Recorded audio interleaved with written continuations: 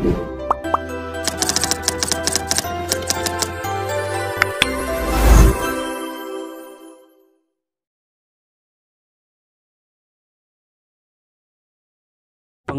kalimat dalam bahasa Jawa tidak dipengaruhi oleh perbedaan gender, nada bicara, ataupun tenses.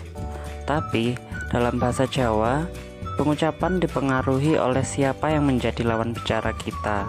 Karena bahasa Jawa memiliki tingkat kesopanan dalam berbicara.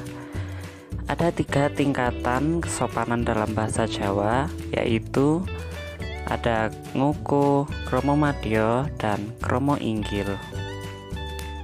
Nguku adalah bahasa Jawa yang informal dan biasa digunakan untuk berbicara pada orang yang usianya terpaut lebih muda dari kita, atau bisa juga digunakan untuk berbicara pada teman-teman kita.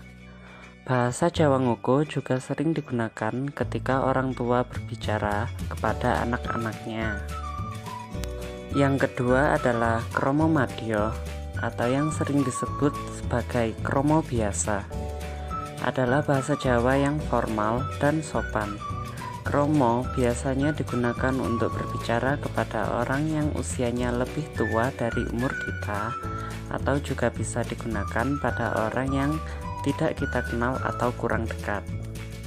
Dan yang terakhir adalah kromo inggil. Kromo inggil adalah bahasa Jawa yang paling sopan dan biasa digunakan untuk berbicara pada orang yang kita hormati, seperti orang tua, guru, dan pejabat.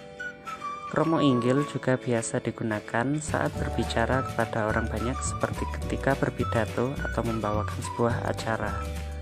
Selanjutnya, agar Anda paham tentang perbedaan bahasa Jawa nguku, kromo, dan kromo inggil, saya akan memberi Anda beberapa contoh kalimat.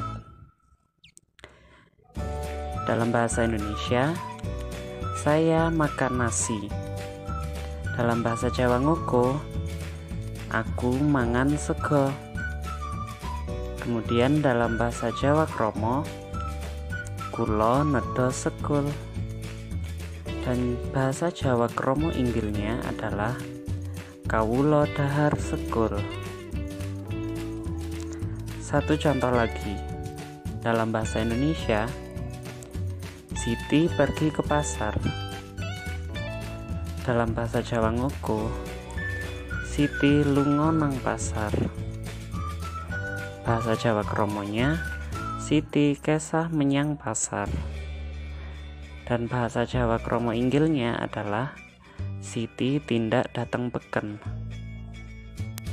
Dari beberapa contoh tadi, kita dapat menyimpulkan bahwa penggunaan bahasa Jawa itu berbeda-beda di setiap situasi, tergantung siapa yang menjadi lawan bicaranya.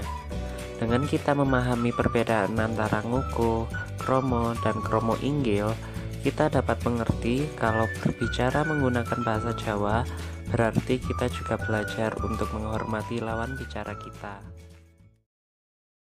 Sekian dulu video kali ini ya.